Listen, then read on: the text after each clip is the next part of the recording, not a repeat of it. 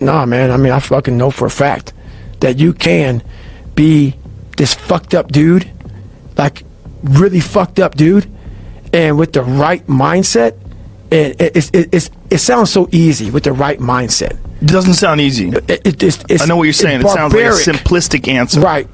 You can.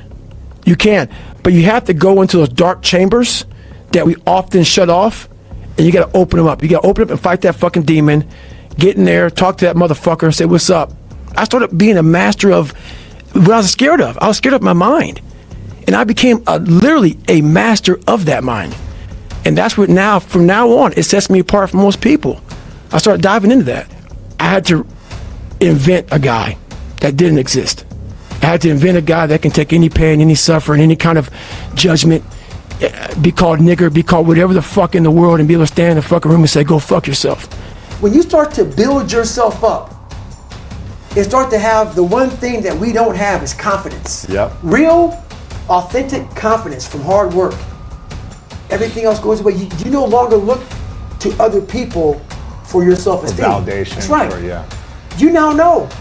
I walk in a room now and I know the hours and years and decades I put into David Goggins. That's something, it's not on the wall. It's not a trophy on the wall. It's not a medal around your neck. It is actually a feeling in your heart. And people go, why don't you ever smile? I don't have to. Yeah. Yeah, I do have a stoic look on my face. I'm a very focused person. But the feeling I have in my soul and in my heart, that's why I don't need to smile. I don't need to smile. I don't need you to look at me and say, oh my God, you look happy. Because half of us aren't happy. Mm-hmm. We're giving you something that we think you want to see. I don't do that anymore. I don't care how you perceive David Goggins. Because through my journey, I figured out the one piece I was missing. I thought it was cars. I thought it was women. I thought it was money. I thought it was everything. The one piece I was missing was me having the courage to face myself. Mm. And once you do that on a daily basis, it's not about the running. People are going to be, you asked about working out. Where I got my work ethic from was the hours I had to spend learning this. When you sit down and you're not smart, and you have a disability, yeah, and you still want to be at the top of your class, I didn't want to just get by. When I realized that I can learn through hard work, and I can beat the valedictorian in school, but I got put in 10 hours more a day than he does. You know what kind of strength comes from that? When you're sitting down, that guy, that valedictorian studied for an hour, and you know I caught you, and I am dumb. But I have the work ethic to catch you.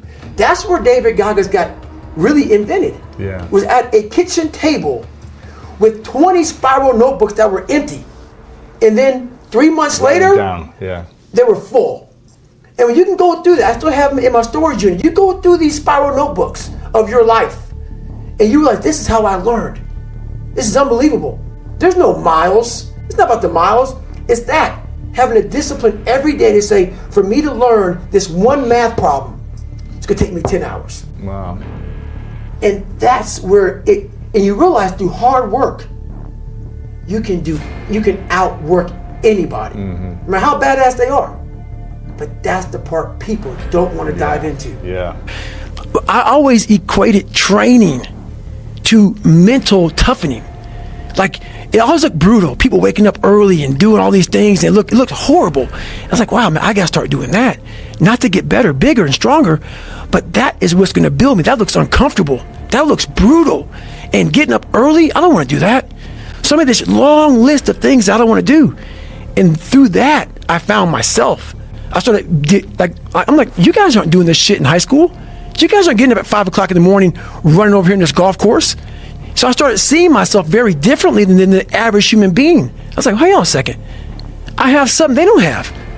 And that's when I started to develop these things through working out.